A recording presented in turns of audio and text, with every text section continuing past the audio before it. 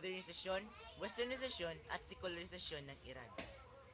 Bago pa magsimula ang unang digmaang pandaigdig, ang Great Britain at Russia ay nakapagtatag na ng saklaw ng impluwensya sa sinaunang Persia. Habang inaayos ng Russia ang kanilang suliraning panloob, ang buong Persia ay sinakop ng mga British. Ang pangyayaring ito ay nagpaalag ng damdaming nasyonalismong mga Persia. Noong 1952, isang opisyal ng hukbong Persian ang iniluklok sa kapangyarihan bilang Shah o Hari ng Persia. Si Reza Shah Pahlavi ay namuno bilang isang diktador at pinatungan ng korona bilang hari ng mga hari.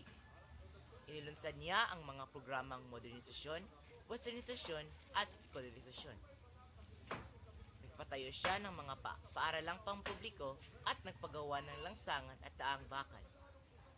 Pinaunlad niya ang mga industriya ng bansa at pinalawig ang karapatan ng mga kababaihan. Noong 1935, pinalitan ni Reza Shah Pahlavi ang pangalan ng Persia ng Iran. Hindi nagiging popular ang kanyang pamumuno sa mga traditionalist. Dahil dito, napilitan siyang bumaba sa kanyang trono at pinalitan ng kanyang anak na si Muhammad Reza Pahlavi. Pinatuloy ni Muhammad Reza ang modernisasyon ng bansa hanggang sa ito ay pigilan ng kilusang oposisyon noong 1978.